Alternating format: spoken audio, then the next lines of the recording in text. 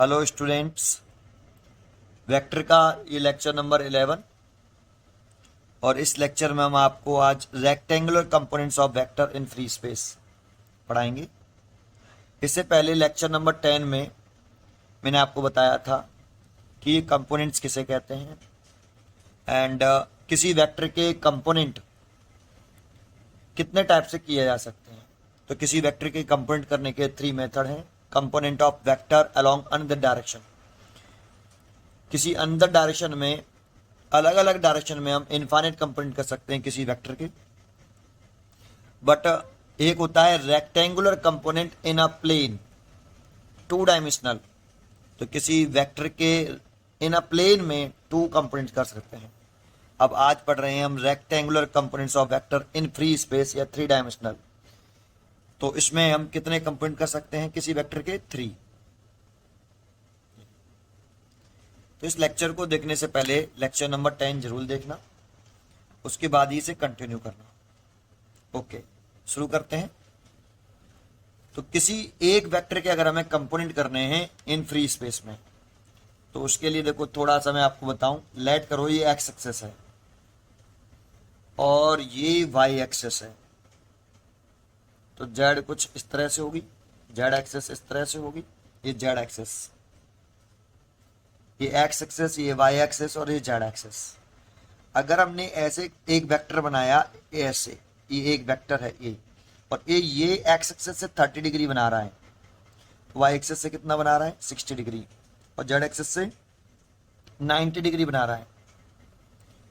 तो इस समय ये 2 डायमेंशनल में लाई कर रहा है वेक्टर, एक प्लेन में लाई कर रहा है वेक्टर। आपका ये वाला वेक्टर ए एक प्लेन में लाई कर रहा है, एक्स वाई प्लेन में। अगर आपको इसे फ्री स्पेस में लाना है तो इसको आप इस तरीके से उठा लीजिए ऐसे। अब ये एक्स एक्सेस, वाई एक्सेस और जेड एक्सेस तीनों में एक फ्री स्पेस में लाई कर रहा है।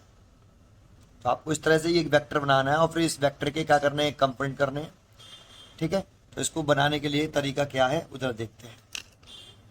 इसके लिए आपको क्या करना पड़ेगा? एक क्यूबॉइड ले लेते हैं ऐसे, और एक क्यूबॉइड ले लिया हमने ये,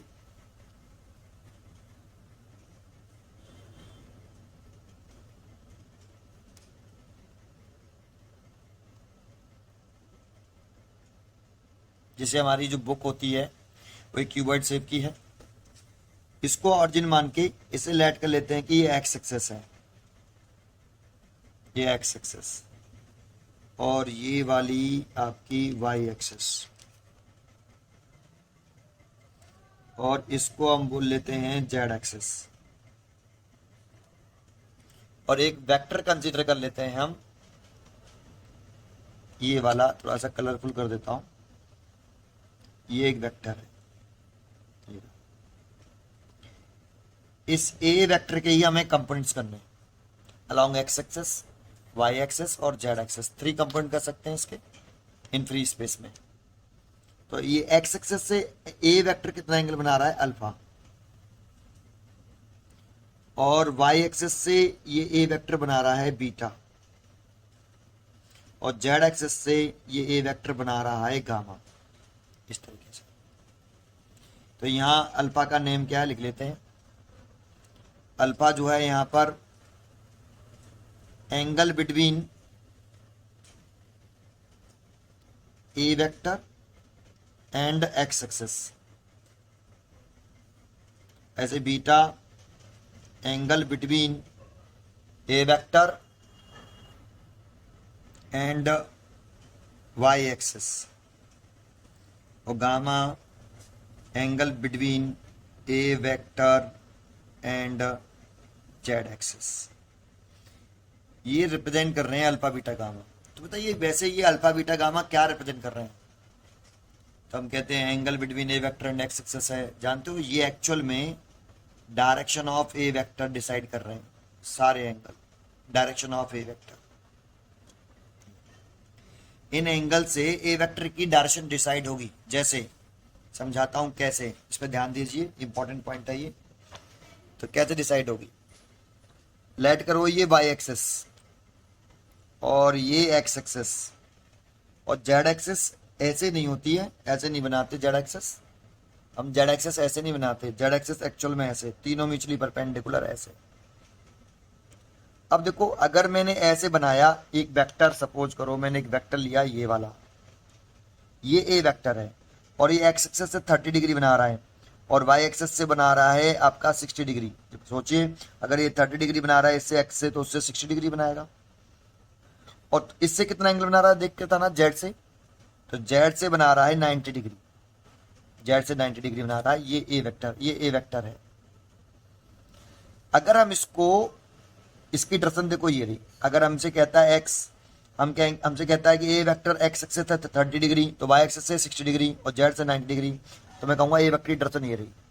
लेकिन अगर मैं इसको थोड़ा सा ऐसे उठा लेता हूं, ऐसे, ये देखो इसको ऐसे नहीं कर रहा आगे पीछे, बिल्कुल 30 डिग्री पे था और बिल्कुल ऐसे उठा लिया, तो एक्स से अभी भी 30 डिग्री बना रहा है और वाई से 60 डिग्री बना रहा है। लेकिन अब जेड से मैंने इसे 45 डिग्री ऊपर उठाया, ऐसे 45 डिग्री ऊपर उठाया है, तो अब जेड एक्सिस से 45 बना रहा है और इससे देखो डायरेक्शन चेंज हो गई। एक कोई सा भी एक एंगल चेंज होने से इसकी डायरेक्शन चेंज हो जाएगी ए वेक्टर की। तो ये तीनों एंगल आपके इस ए वेक्टर की डायरेक्शन को डिसाइड करते हैं। तो इसीलिए यहाँ हम कह सकते हैं कि ये तीनों एंगल जो हैं किसको रिप्रेजेंट करते हैं, डायरेक्शन ऑफ ए वेक्टर को। ठीक है, अब इसके कंपोनेंट कैसे करें, तो आपको पीछे मैंने बताया था, अगर ए वेक्टर का हमें इस डायरेक्शन में कंपोनेंट करना है, उसमें यहाँ कंपोनेंट कर रहे हैं हम किस मेथड से, component of vector along another direction वाले कंसेप्ट से। अब वो पीछे आना चाहिए। तो अगर ये एंगल अल्फा बना रहा है तो अंदर वेक्टर के कंपोनेंट से एक्स एक्सिस की डायरेक्शन में इसका जो एक्स कंपोनेंट होगा ए एक्स, दैट मीन्स इसे यहाँ एम लिख लें, ओ एम। तो ओ एम क्या है यहाँ पे, ओ एम को मैंने लेट किया एक्स ए एक्स और इसको नेम दे दिया, रेक्टेंगुलर कंपोनेंट है लेकिन मैं अब एक्स कंपोनेंट लिख देता हूं बस की वजह से, x component of A vector, या लिख सकते हो component of A vector along x axis. इसकी वैल्यू कितनी होगी, तो ए एक्स अगर इससे अल्फा एंगल बना रहा है तो ए की कंप्यूट करते हैं तो ए कॉस अल्फा। ये मैंने पीछे आपको सिखाया है rectangular component along another direction, तो आपको ए वेक्टर का कंपोनेंट करना है अलोंग एक्स एक्सिस के डायरेक्शन में। तो इसके लिए कैसे करते हैं, तो ए कॉस अल्फा, अगर एंगल दे रखा है तो कॉस आता है, तो कॉस अल्फा, ए कॉस अल्फा, ए वेक्टर तो ए कॉस अल्फा। तो यहाँ A x is equal to लिख सकते हैं ए कॉस अल्फा। यहाँ ए एक्स का नेम क्या है, X component of A vector, ये एक। अगर हम y कंपोनेंट कहें तो देखो ये y कंपोनेंट हो गया ओ एन, ओ एन को हम क्या बोल रहे हैं, y कंपोनेंट। तो अगर हम y कंपोनेंट की बात कर रहे हैं तो O N is a y component of A vector, y component of A vector. इसे हम ए वाई से रिप्रेजेंट कर सकते हैं कि यहाँ से यहाँ तक की जो लेंथ है ये ए वाई है, ऐसे ए वाई, इसको लिख सकते हैं y component of A vector. और ये ए वेक्टर वाई एक्सिस से कितना एंगल बना रहा है, बीटा एंगल बना रहा है ना, और बनाता है तो जिससे एंगल बनाता है उसके साथ कॉस आता है, तो ये इससे एंगल बना रहा है बीटा, इसलिए लिखेंगे ए कॉस बीटा। तो इसका जो वाई कंपोनेंट हुआ ए वाई, इसे लिखेंगे हम ए कॉस बीटा, ये वाई कंपोनेंट है इसका, ये दूसरा। ऐसे ही आप जेड कंपोनेंट देखें इस ए वेक्टर का, ये वाला इसका जेड कंपोनेंट होगा, इसे हमने ए जेड लिखा और यहाँ पे मैंने लिख दिया के, ऐसे। तो यहाँ ओ के क्या है, ओ के क्या है, तो O K is equal to a z, इसे आप जेड कंपोनेंट कह सकते हो। Similarly z component of A vector, और ये भी ए वेक्टर इस जेड एक्सिस से भी गामा एंगल बना रहा है, अगर एंगल बनाता है तो कॉस आता है, इसीलिए cos gamma, A cos gamma. तो इसका जेड कंपोनेंट आया A Z is equal to A cos gamma, ये इसका जेड कंपोनेंट है। इसके बाद आगे देखें तो आपने देखो मैं पीछे आपको पढ़ाया था यूनिट वेक्टर, एक्स एक्सिस में यूनिट वेक्टर हम क्या कंसिडर करते हैं, आई कैप, और वाई एक्सिस में वाई एक्सिस में यूनिट वेक्टर हम जे कैप मानते हैं और जेड एक्सिस में यूनिट वेक्टर हम के कैप लेट करते हैं। अच्छा, यूनिट वेक्टर का कंसेप्ट क्या है आपको याद है ना? यूनिट वेक्टर का फॉर्मूला हम कैसे अप्लाई करते हैं? यूनिट वेक्टर का हमें कभी फॉर्मूला अप्लाई करना हो, जैसे अगर हम ए वेक्टर लिखते हैं तो जो भी वेक्टर हमने यहाँ लिखा है इसका मैग्नीट्यूड लिख लेते हैं, साथ में लिखते हैं एक यूनिट वेक्टर। यहां ऐसा यूनिट वेक्टर लिखेंगे कि इसकी और इसकी डायरेक्शन कैसी हो, सेम। बस यही कंसेप्ट है। बस 2 पॉइंट ध्यान रखने हैं यूनिट वेक्टर के फॉर्मूले में। जो भी वेक्टर यहां लिख रहा हो उस वेक्टर का यहां क्या लिखिए, मैग्नीट्यूड। और यहां एक ऐसा यूनिट वेक्टर लिखिए कि इस वेक्टर की और इस यूनिट वेक्टर की डायरेक्शन सेम हो। बस ये 2 पॉइंट ध्यान रखने थे। यहाँ एक इस वेक्टर का मैग्नीट्यूड लिखना है आपको, जो भी यहाँ वेक्टर लिख रहा हो उसी का मैग्नीट्यूड लिखना है आपको। और यहाँ एक ऐसा यूनिट वेक्टर पुट करना है कि इस ए वेक्टर की डायरेक्शन और इस यूनिट वेक्टर की डायरेक्शन कैसी हो, सेम। ठीक है, चलो देख के बताइए इस डायग्राम में। अगर मैं आपसे ओ एम वैक्टर लिखता हूं, ओ एम वैक्टर, ये मैंने लिखा ओ एम वैक्टर, तो आप इस डायग्राम में देखिए O M vector is equal to, तो मैंने ओ एम वैक्टर लिखा तो ओ एम वैक्टर का मैग्नीट्यूड लिखूंगा ओ एम, और ओ एम वैक्टर की डायरेक्शन ये रही, ये ओ एम वैक्टर की डायरेक्शन है, और आई कैप की डायरेक्शन ये रही, सेम है ना, तो हम यहां लिख सकते हैं आई कैप। और ओ एम वैक्टर की वैल्यू, ओ एम की वैल्यू कितनी है देखो, O M is equal to a x. O M a x क्या है, यहां से यहां तक इसकी लेंथ है बेटा, ये वाली, ये एक्स कंपोनेंट है इसके, उसकी लेंथ, ओ एम वैक्टर की लेंथ तो कितनी हो गई आपकी, ये ए एक्स माना है तो ए एक्स, इसे x component of A vector कह सकते हो, और आप लिख सकते हो इसे ए एक्स आई कैप। ठीक है, ऐसे ही आप अगर ओ एन वैक्टर निकालना चाहो तो ओ एन, इसी कंसेप्ट का यूज करो, यूनिट वेक्टर वाले कंसेप्ट का। तो ओ एन वैक्टर लिख रहे हो तो ओ एन का मैग्नीट्यूड आ जाएगा, और देखो ओ एन वैक्टर की डायरेक्शन और जे कैप की डायरेक्शन कैसी है, सेम, तो आप इसे यहाँ क्या लिख सकते हो, जे कैप। और ओ एन कितना है आपका, ओ एन है ए Y, O N A Y, ये वाई कंपोनेंट है ए वेक्टर का, सो इसलिए आप इसे ए वाई लिख सकते हो, ए वाई जे कैप। ऐसे ही आप जरा देख के बताओ, अगर आप ओके निकालना चाहो, ओके वेक्टर, तो ओके और इस किस डायरेक्शन में, ये जेड एक्सिस में, इसकी डायरेक्शन कैसी है, जेड एक्सिस के अलोंग, तो यूनिट वेक्टर क्या होता है, के कैप। तो ओके वेक्टर की डायरेक्शन और के कैप की डायरेक्शन सेम है, सो आप यहां लिख सकते हो इसे ए जेड कंपोनेंट है इसीलिए के कैप, ऐसे। अब जरा चेक करके बताओ, ये वाला वेक्टर और ये वाला वेक्टर इक्वल वेक्टर होगा क्या, नहीं, क्योंकि इसकी लेंथ और इसकी लेंथ सेम, और ये वाला इसकी डायरेक्शन और इसकी डायरेक्शन सेम, तो अगर डायरेक्शन सेम तो ये इक्वल वेक्टर हो गया। तो आप यहाँ पे डाल देते हैं हम p, यहाँ पे p डाल देते, चलो यहाँ पे डाल देते हैं, क्या डाल दिया, l डाल देते हैं, l।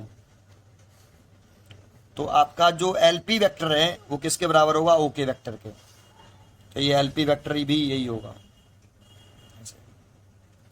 तो आपको देखो 4 वेक्टर दिख रहे होंगे, आपको एक वेक्टर दिख रहा होगा आपका ये वाला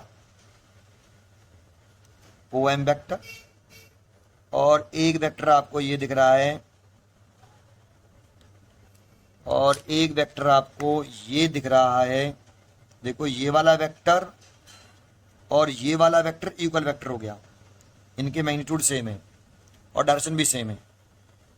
और एक वेक्टर आपको ये दिख रहा है, ये रहा। ये 4 वेक्टर आपको कौन कौन से, एक आपका वेक्टर ये वाला OM वेक्टर, एक ML वेक्टर जो कि ON वेक्टर के इक्वल होगा, ML और ON मैग्नीट्यूड में सेम और डायरेक्शन में भी सेम, मैग्नीट्यूड मतलब लेंथ, उस वेक्टर की लेंथ। और LP वेक्टर, ये LP वेक्टर है, LP वेक्टर, और एक वेक्टर ये रहा। ये 4 वेक्टर आपको दिखे। इन चारों में से रिजल्टेंट वेक्टर कौन सा है, पहचानिए। इन चारों वेक्टरों में से रिजल्टेंट वेक्टर कौन सा है, पहचानिए। तो रिजल्टेंट वेक्टर कौन सा होता है, जो सेम ऑर्डर में, अपोजिट ऑर्डर में अरेंज हो। तो देखो यहाँ OM वेक्टर और फिर ML वेक्टर और फिर उसके बाद LP वेक्टर, ये सेम ऑर्डर में अरेंज है और ये अपोजिट ऑर्डर में अरेंज है। तो जो अपोजिट ऑर्डर में अरेंज होता है वो रिजल्टेंट वेक्टर होता है। ऐसे नहीं पहचानते तो ऐसे पहचानो, जिसका टेल से टेल और हेड से हेड कनेक्टेड होता है वो रिजल्टेंट होता है।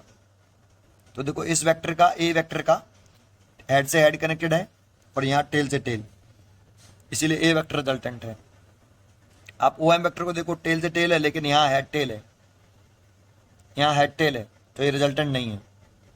यहाँ पर भी देखो ये हेड टेल है, रिजल्टेंट नहीं है। यहाँ पर देखें हेड हेड है लेकिन यहाँ हेड टेल है, रिजल्टेंट नहीं है। लेकिन इस वेक्टर का देखो हेड से हेड है और टेल से टेल है, तो जिस वेक्टर का हेड से हेड और टेल से टेल कनेक्टेड होता है वो रिजल्टेंट वेक्टर होता है। यहाँ ए वेक्टर रिजल्टेंट है। किसका रिजल्टेंट है? इन चारों वेक्टरों का, तीनों वेक्टर का, ओ एम वेक्टर का, एम एल वेक्टर का और एल पी वेक्टर का रिजल्टेंट है ओ पी वेक्टर। तो O P vector resultant vector है किसका? O M vector plus M L vector और प्लस एल पी वेक्टर इसका। तो रिजल्टेंट को ऐसे लिख देते हैं, देखो ओपी वेक्टर रिजल्टेंट है O M vector, M L vector और एल पी वेक्टर। तो ओपी वेक्टर की वैल्यू कितनी लिख सकते हैं हम? ओपी वेक्टर क्या है आपका? ए वेक्टर। ए वेक्टर को ही तो नाम दे रहे हैं हम, ओपी वेक्टर को ही तो नाम दे रहे हैं ए वेक्टर, तो ए वेक्टर लिख लिया। ओ एम वेक्टर की वैल्यू देखो कितनी है, ये रही ए एक्स आई कैप, तो इसकी जगह पे A X I cap plus M L vector. तो देखो जो एम एल वेक्टर है और ओ एन वेक्टर है वो मैग्नीट्यूड में, दैट मीन्स लेंथ में सेम है और डायरेक्शन भी सेम है, तो ये इक्वल वेक्टर्स। तो आप यहाँ लिख सकते हो कि एम एल वेक्टर जो है ओ एन वेक्टर ये इक्वल वेक्टर्स है। और ओ एन वेक्टर की वैल्यू मैंने निकाली कितनी? ए वाई जे, तो इसकी वैल्यू हो गई A Y J cap plus L P vector. L P vector का लेंथ और इस ओ के वेक्टर की लेंथ इक्वल और डायरेक्शन भी सेम, तो ये इक्वल वेक्टर है। तो मैंने लिख रखा था एल पी वेक्टर और ओ K vector are equal vectors. तो आप यहाँ लिख सकते हो इसकी जगह पर, यहाँ लिख सकते हो आप ए जेड के कैप, ए जेड के कैप। तो देखो ये ए वेक्टर आ गया बेटा आपका। हियर ये ए एक्स क्या है? तो ये एक्स कंपोनेंट है इस ए वेक्टर का, एक्स कंपोनेंट किसका? Of A vector. A vector है तो ए वेक्टर का एक्स कंपोनेंट आई के साथ जो होता है वो एक्स कंपोनेंट होता है ए वेक्टर का। जैसे जे कैप है तो ये वाई कंपोनेंट है ए वेक्टर का, ये जेड कंपोनेंट है ए वेक्टर का। के कैप के साथ आएगा वो जेड कंपोनेंट, जे कैप के साथ आएगा वो वाई कंपोनेंट और आई कैप के साथ आएगा वो एक्स कंपोनेंट, जो भी ये वेक्टर लिख रहा हुआ उसका। ठीक है। अच्छा, जैसे अगर ऐसे लिख रहा होता A vector is equal to 2i cap plus के 3j कैप प्लस के 4k कैप, ऐसे लिखा है। बताओ एक्स कंपोनेंट कितना ए वेक्टर का? 2, वाई कंपोनेंट 3 और जेड कंपोनेंट 4। ये यहाँ पे एक्स कंपोनेंट अगर कंपेयरिंग करें इसकी इससे, तो ए एक्स की वैल्यू 2 एक्स कंपोनेंट हो गया, इसका नेम क्या है? X component of A vector. और वाई कंपोनेंट देखें तो वाई कंपोनेंट है 3 और जेड कंपोनेंट है कितना? 4। देखो ऐसे इस क्वेश्चन को लिख सकता है। ठीक है, ये वेक्टर फॉर्म है इस ए वेक्टर की। अगर इस वेक्टर का मैग्नीट्यूड निकालना हो, ये तो वेक्टर हो गया एक। दूसरा, इसका अगर हम मैग्नीट्यूड कैलकुलेट करना चाहते हैं तो मैग्नीट्यूड, देखो ये फॉर्मूला मैंने पीछे समझाया था कैसे ड्राइव करते हैं, अब डायरेक्ट लिखूंगा मैग्नीट्यूड ऑफ ए वेक्टर। जब हमने component of A vector in a plane पढ़ाया था तब ड्राइव करके दिखाया था। तो मैग्नीट्यूड ऑफ ए वेक्टर कैसे लिखा जाता है? ए इज इक्वल टू, देखो ये तो ए वेक्टर है और ये इस ए वेक्टर का मैग्नीट्यूड है, तो ओनली ए, तो रूट के अंदर रूल लगाइए, जो आई का एक्स कंपोनेंट है, जो एक्स कंपोनेंट है उसका whole square, that means a x का होल स्क्वायर प्लस जे के साथ जो है ए वाई, तो वाई कंपोनेंट का whole square plus with sign लिखते हैं और जेड कंपोनेंट का होल स्क्वायर, ए जेड का स्क्वायर।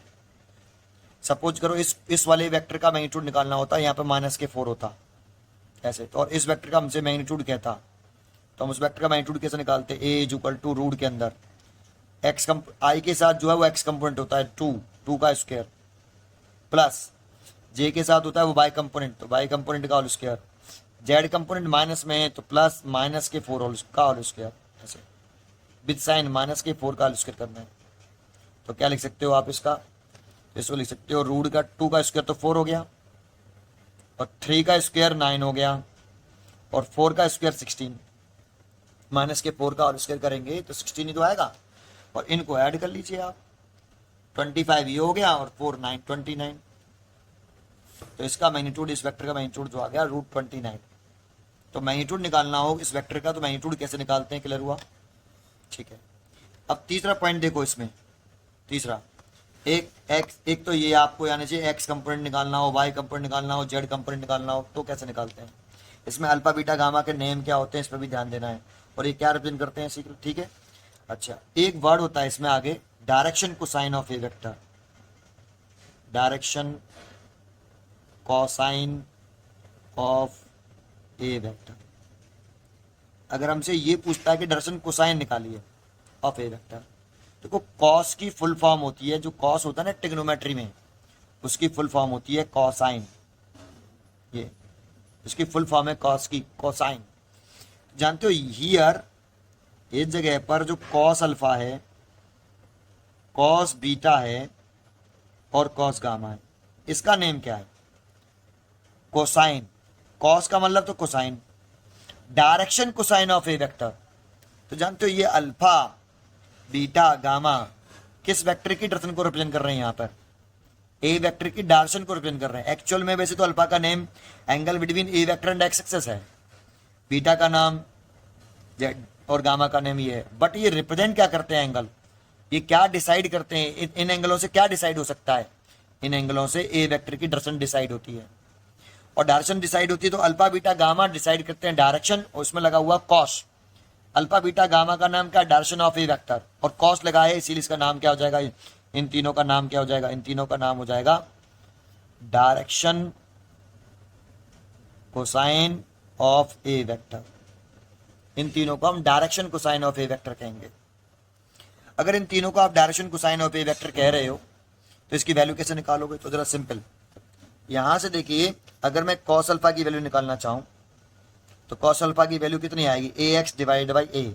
ऐसे कॉस बीटा की value A Y divide by A, और कॉस गामा की value A Z divide by A. तो आप देखिए कॉस अल्फा की जो वैल्यू आती है वो आती है ए एक्स डिवाइड बाई ए। अब इस फॉर्मूले पे ध्यान दीजिए, इसमें नीचे तो आ रहा है ए वेक्टर का मैग्नीट्यूड, ये आ रहा है ए वेक्टर का मैग्नीट्यूड, और ऊपर आ रहा है जो उस ए वेक्टर का जो एक्स कंपोनेंट है वो ऊपर आ रहा है ए एक्स। तो x component of A vector divided by magnitude of A vector, cos alpha निकल रहा है। ऐसे ही अगर कॉस बीटा निकालते हैं तो वो आएगा ए वाई बाई ए, और कॉस गामा आएगा वो आएगा ए जेड बाई ए। ये देखो ऐसे है ना, ए जेड बाई ए। तो इस कॉस अल्फा को, कॉस बीटा, कॉस गामा, अगर हमसे क्वेश्चन पूछता है ऐसे, जैसे अभी मैंने क्वेश्चन लिखा था, आपको यहाँ एक एग्जांपल लिख के दिखाता हूँ क्वेश्चन कैसे आएगा। जैसे ए कह देगा, ए वेक्टर गिवन है आपको 2i cap plus 3j cap minus 4k cap, ये गिवन है। फिर कहेगा find direction cosine of A vector, direction cosine of A vector, A vector की डायरेक्शन कोसाइन निकालिए।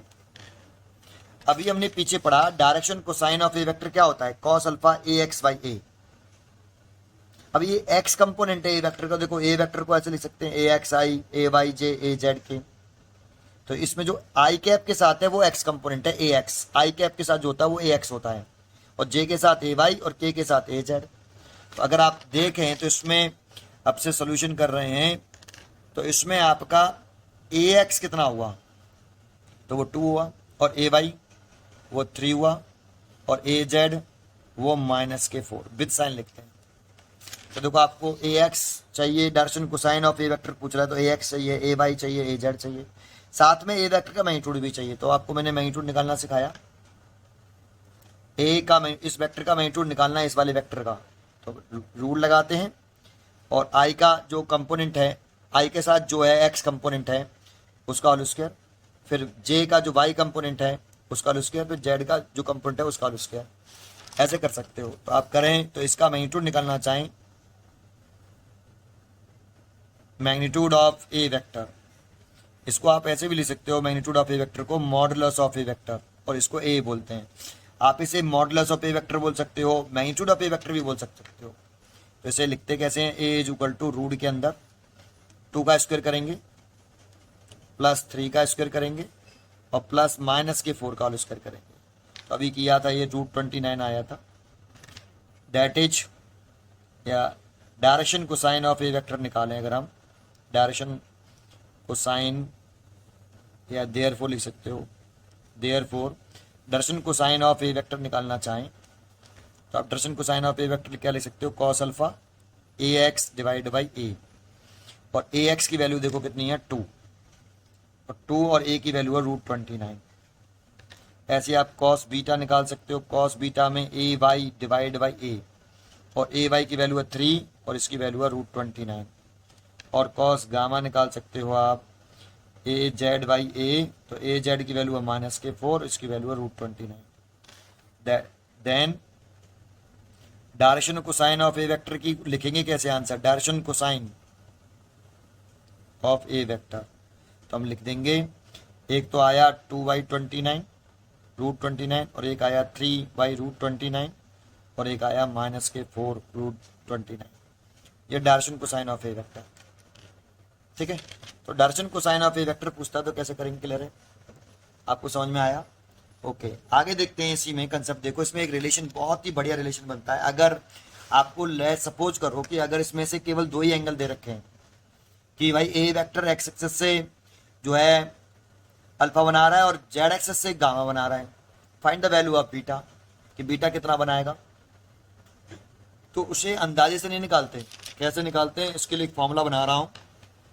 अगर आपको एक्स और वाई और जेड में से, जैसे अल्फा बीटा गामा में से, इन तीनों एंगलों में से कोई भी 2 एंगल गिवन है और तीसरा एंगल पूछता है, तो हम कैसे फाइंड आउट करते हैं उस एंगल को। देखो देखो हमारे पास कॉस अल्फा है, इसकी वैल्यू है ए एक्स डिवाइड बाई ए, ये हमारे पास कॉस बीटा भी है और इसकी वैल्यू है ए वाई डिवाइड बाई ए, और हमारे पास कॉस गामा भी है, उसकी वैल्यू है ए जेड डिवाइड बाई ए।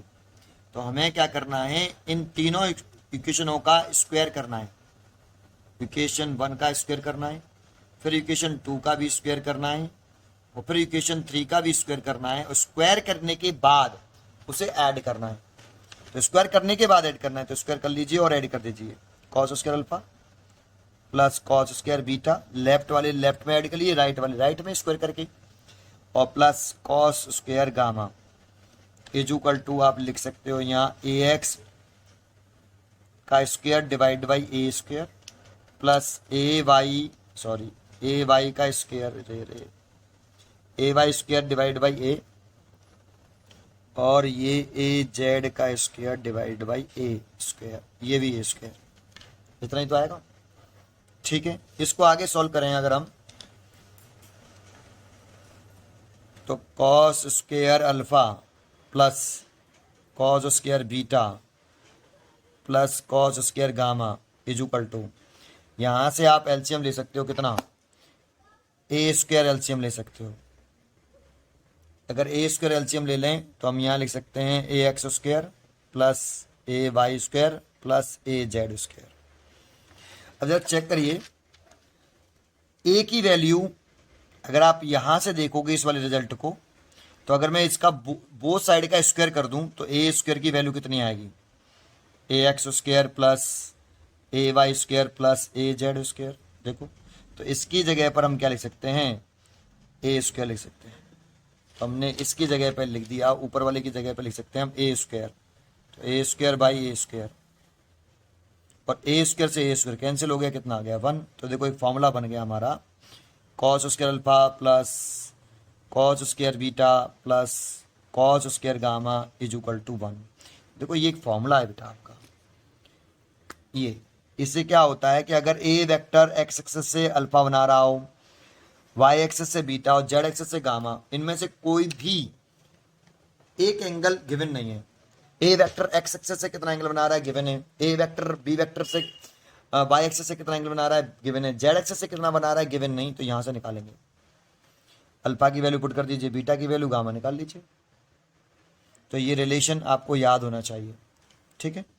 और इसमें आपका ये भी एक फॉर्मूले की तरह से काम करते हैं, ये वाले, ये डायरेक्शन कोसाइन होती हैं आपकी, ये direction of cosine of A vector, इसको cos alpha cos beta cos gamma को direction cosine of A vector बोलते हैं। ये आपका एक्स कंपोनेंट है, एक्स कंपोनेंट निकालना हो तो एक्स कंपोनेंट यहाँ निकाल सकते हैं। ये इसका वेक्टर फॉर्म है, इस वेक्टर फॉर्म पे भी ध्यान देना है आपको। और ये आपका जो है ये ए वेक्टर का मैग्नीट्यूड है, ये वाला। ये भी एक फॉर्मूले की तरह से काम करता है, डायरेक्टली आपको लर्न होना चाहिए ये, ठीक है। अच्छा चलिए अब आगे बढ़ते हैं इसमें। इसी टॉपिक को भी ऊपर एक क्वेश्चन करके दिखाऊंगा अभी। एक बार बताओ, एक फॉर्मूला और बना सकते हैं हम, sine square alpha plus cos square alpha की वैल्यू कितनी होगी? 1। Sine square theta plus cos square theta की वैल्यू 1 होती है। ऐसे ही sine square alpha cos square alpha की वैल्यू कितनी होगी? 1 होगी। और 1 होगी तो यहाँ से आप कॉस स्क्वायर अल्फा निकाल सकते हो बेटा, कितना? 1 माइनस साइन स्क्वायर अल्फा। और ये वाली वैल्यू आप यहाँ पुट कर सकते हो, तो देखो कॉस स्क्वायर अल्फा की जगह पुट कर सकते हो 1 माइनस साइन स्क्वायर अल्फा, ये प्लस कॉस स्क्वायर बीटा की जगह पे ऐसे देखो इसी रिलेशन से cos sine square beta plus cos square beta is equal to 1, तो बिल्कुल similarly 1 minus sine square beta plus 1 minus sine square gamma is equal to 1, ठीक है। और ऐसे किया हमने तो देखो यहाँ 1 से ये तो 1 कैंसिल हो गया, और इस साइन स्क्वायर अल्फा को, इस साइन स्क्वायर बीटा को, इस साइन स्क्वायर गामा को अगर राइट हैंड साइड में ले जाएं तो ये प्लस के हो जाएंगे, और इधर बचेगा 2, 1 और 1 2, और इसको इधर ले आए तो sine square alpha plus sine square beta plus sine square gamma. तो एक फॉर्मूला और बन गया ये कि sine square alpha plus sine square beta plus sine square gamma is equal to 2। ये एक ही बात है, आप इसको भी यूज कर सकते हो, अगर इसको यूज कर रहे हो तो 1 और इसको यूज कर रहे हो तो 2। कभी कभी जो है मल्टीपल चॉइस में अगर आता है तो आपका ये रिलेशन होता है बेटा, ये इक्वेशन होती है आपकी, ठीक है। ठीक है, तो ये दूसरा पॉइंट है इसमें। चलो इसके ऊपर, इस टॉपिक के ऊपर, इस एंगल वाले कंसेप्ट के ऊपर क्वेश्चन कैसे आता है वो बताता हूँ। तो क्वेश्चन मैं लिखता हूँ पहले यहाँ पे, फिर आपको बताता हूँ। तो देखो ये क्वेश्चन लिखा, एक बर्ड है मूव विद वेलोसिटी 10 मीटर पर second in a direction making an angle 60 degree with the eastern direction. तो आपको मालूम होगा कि ये जब बनाते हैं ऐसे, तो देखो ये वैसे तो एक्स एक्सिस होती है, लेकिन इस एक्स एक्सिस को ही हम ईस्ट बोलते हैं। ये वाई एक्सिस होती है लेकिन इसको नॉर्थ बोलते हैं। ये नेगेटिव एक्स एक्सिस, इसको वेस्ट बोल सकते हो, और नेगेटिव वाई एक्सिस इसको बोल सकते हो आप साउथ। तो उसने बोला एक बर्ड मूव कर रही है विद वेलोसिटी, तो वेलोसिटी कैसी क्वांटिटी है? Vector quantity. तो जो हम ए वेक्टर कह रहे हैं ना इस जगह पर, जैसे ये वेक्टर बोल रहे हैं, ये वाला ए वेक्टर, इस ए वेक्टर की जगह पर वेलोसिटी वेक्टर है आपका, और उसकी मैग्नीट्यूड दे रखा है 10 मीटर पर सेकेंड। अब वो कैसे फ्लाई कर रही है बर्ड? बर्ड की वेलोसिटी मतलब in a direction making an angle 60 degree with the eastern direction. तो एक्स एक्सिस से वो कितना एंगल बनाते हुए उड़ रही है? ईस्ट से मतलब एक्स एक्सिस से 60 डिग्री। तो क्या दे रखा है? ये अल्फा। जब ए वेक्टर एक्स एक्सिस से एंगल बनाता था उसे बोलते थे अल्फा। तो आपको यहाँ अल्फा गिवन है ये, तो सोल्यूशन शुरू किया तो अल्फा गिवन है आपका कितना? 60 डिग्री, ठीक है, विद ईस्टर्न डायरेक्शन। एंड फिर कह रहा है आगे 45 degree with vertical upward direction. तो देखो वर्टिकली अपवर्ड डायरेक्शन ये होगी ऐसे, ये वर्टिकली अपवर्ड डायरेक्शन होगी ये वाली, देखो ये वाली वर्टिकली अपवर्ड डायरेक्शन होगी ये वाली। ये इससे 45 डिग्री बनाते हुए देखो इस वर्टिकल अपवर्ड डायरेक्शन से इससे कितना झुकाना है इधर की तरफ? 45। तो इससे 45 डिग्री बनाना है, और ईस्टर्न से कितना बनाना है? 60 डिग्री बनाना है। इससे 60 डिग्री बनाना है, इससे 60 डिग्री, और इससे ये कौन सी एक्सेस हो गई फिर? Z axis. ये जेड एक्सेस है, और जेड एक्सेस से वर्टिकली अपवर्ड डायरेक्शन भी उसी को बोलेंगे, जेड डायरेक्शन को, और इससे 45 डिग्री बनाते उड़ रही है। तो ये क्या हो गया? जेड एक्सेस से एंगल दे रखा है, दैट मीन्स गामा दे रखा है बेटा, ये 45 डिग्री। एक बार क्वेश्चन फिर रीड करिए। एक बर्ड है मूव्स विद वेलोसिटी 10 मीटर पर second in a direction making an angle 60 degree with eastern direction, मतलब एक्स एक्सेस से जो वेलोसिटी है वो 60 डिग्री बना रही है, और वर्टिकल अपवर्ड डायरेक्शन मतलब जेड एक्सेस से वो वेलोसिटी वेक्टर जो है वो 45 डिग्री बना रहा है। फिर कह रहा है represent the velocity vector of bird in rectangular form. Velocity vector मतलब जैसे ये लिख रहा है ए वेक्टर, इस फॉर्म में लिखना है। कि v velocity vector v is equal to i cap j cap के टर्म में ऐसे लिखना है। तो जरा देखो उसके लिए हमें ए एक्स निकालना, ए वाई निकालना है और ए जेड निकालना है। ऐसे ही यहाँ पे हम ए एक्स ए कॉस अल्फा होता है, ए वाई ए कॉस बीटा होता है, ए जेड ए कॉस गामा होता है। अगर हम ए एक्स ए वाई ए जेड निकाल लें और यहाँ पुट कर दें तो ए वेक्टर निकल आया। ऐसे ही ए वेक्टर की जगह पर हो गया है वेलोसिटी वेक्टर, लेकिन उसके लिए हमें बीटा पता करना चाहिए बेटा। पहले हमें बीटा नहीं पता कि बीटा कितना है, और बीटा कैसे निकाल सकते हैं हम, इस वाले रिलेशन का यूज करके cos square alpha cos square beta और कॉस स्क्वायर गामा की वैल्यू 1 होती है, इसका यूज करके हम निकाल सकते हैं। तो सबसे पहले इसका यूज करिए आप, cos square alpha plus cos square beta plus cos square gamma is equal to 1। इसका भी यूज कर सकते थे, sine square alpha plus sine square beta plus sine square gamma is equal to 2, उससे भी करते सेम आंसर आएगा।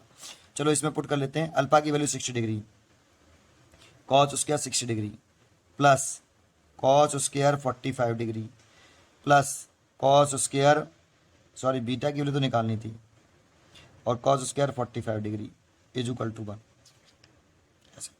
और कॉस 60 की वैल्यू कितनी होती है 1/2, तो 1/2 का होल स्क्वायर हो गया 1/4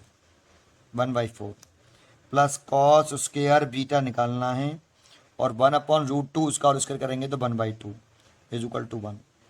तो cos square beta is equal to 1 minus 1/2 को इधर ले आई और 1/4 को भी इधर ले आई। ये एक में से आधा गया तो फिर आधा बचेगा, और आधे में से भी 1/4 जाएगा तो फिर 1/4 बचेगा, 1/4 सॉल्व करके देख लेना आप कॉस स्क्वायर बीटा। तो यहाँ से कॉस बीटा की वैल्यू आई आपकी 1/2, और बीटा कितने की वैल्यू होती है बेटा, कॉस बीटा 1/2 किसकी, कॉस के टेबल में 1/2 कितने की वैल्यू, कॉस बीटा साइन 30 की होती है, तो ये कॉस में 60 डिग्री की होगी, तो ये 60 डिग्री, तो बीटा इज इक्वल टू आ गया 60 डिग्री। बीटा की वैल्यू कितनी आ गई आपकी 60 डिग्री आ गई, कॉस बीटा आपका आ गया 60 डिग्री, ठीक है। और ये आ गया भाई। अब इससे क्या फ़ायदा है सर, इससे फ़ायदा है आप वेलोसिटी वेक्टर निकालना चाहते हो तो सबसे पहले वी एक्स कंपोनेंट निकाल लो, वो होगा v cos alpha. Y component निकाल लो, वो होगा वी कॉस बीटा। और जेड कंपोनेंट निकाल लो, वी वो होगा वी कॉस गामा। बिल्कुल सिमिलरली जैसे ए वेक्टर एक्स एक्सेस से अल्फा, वाई एक्सेस से बीटा, जेड एक्सेस से गामा बना रहा था, ऐसे यहाँ पे वेलोसिटी वेक्टर बना रहा है। ये वी ए वेक्टर की जगह वेलोसिटी वेक्टर हो गया वी। तो उसके कंपोनेंट जैसे इसके कंप्यूट कर रहे थे ए x A cos alpha, A Y cos beta, A cos gamma, ऐसे ही हुआ है बेटा, ठीक है। तो आप ये निकालोगे तो वी की वैल्यू आपको 10 मीटर पर सेकेंड दे रखी है, आपको देखो क्वेश्चन में v is equal to 10 metre पर सेकेंड, और ये अल्फा दे रखा है 60 डिग्री, अल्फा 60 डिग्री दे रखा है, तो ये हो गया आपका 10 कॉस 60 डिग्री, और 10 कॉस 60 डिग्री की वैल्यू होती है 1/2, तो ये हो गया 5 मीटर पर सेकेंड। ये वेलोसिटी का एक्स कंपोनेंट निकल आया। और ऐसे ही इसको निकाल लीजिए वाई कंपोनेंट को, ये भी 10 है और कॉस बीटा भी 60 डिग्री है, तो ये वाला भी आ जाएगा 10 मल्टीप्लाइड 1/2 दैट मीन्स 5 मीटर पर सेकेंड। ऐसे जेड कंपोनेंट निकाल लीजिए, ये 10 है और एंगल दे रखा है 45 डिग्री, तो 10 और इसकी वैल्यू होती है 1/√2। देखो गामा दे रखा था आपको 45 डिग्री, तो इसीलिए हम यहाँ से निकालेंगे, तो देखो इसे ऐसे लिखना पड़ेगा पहले 5 मल्टीप्लाइड बाई 2 डिवाइड बाई √2। 10 हो गया, 10 को 5 मल्टीप्लाइड बाई 2 लिख लिया, इससे ये कैंसिल हो गया, तो आप इसे लिख सकते हो 5√2 मीटर पर सेकेंड। अब वेलोसिटी को वेक्टर फॉर्म में लिखना है, तो velocity vector is equal to v x I cap, v y J cap और वी जेड के कैप। ऐसे ये एक्स कंपोनेंट है भाई, ऐसे तो लिखा था A vector A X I cap, A Y J cap, A Z के कैप। ए एक्स लिखा था तो A cos alpha, A Y लिखा था तो ए कॉस बीटा, ऐसे इसके कंपोनेंट कर लिए। ये एक्स कंपोनेंट वाई कंपोनेंट होते हैं। वी एक्स एक्स कंपोनेंट है वेलोसिटी का, ये वाई कंपोनेंट है, ये जेड कंपोनेंट। वी एक्स मैंने निकाल चुका हूँ, तो कितना लिख सकता हूँ 5 आई कैप, इसकी वैल्यू भी 5 जे कैप और इसकी वैल्यू 5√2 के कैप। तो ये देखो ये आंसर हो गया, मैंने आंसर भी लिख दिया था साथ ही साथ कि v vector is equal to 5 i cap, 5 j cap, 5√2 k cap. पूछ क्या रहा था, represent the velocity of vector, velocity vector of bird in rectangular form. तो रेक्टेंगुलर फॉर्म में समझ में आया आपको, ये इस तरह से क्वेश्चन बनता है इसके ऊपर, ठीक है।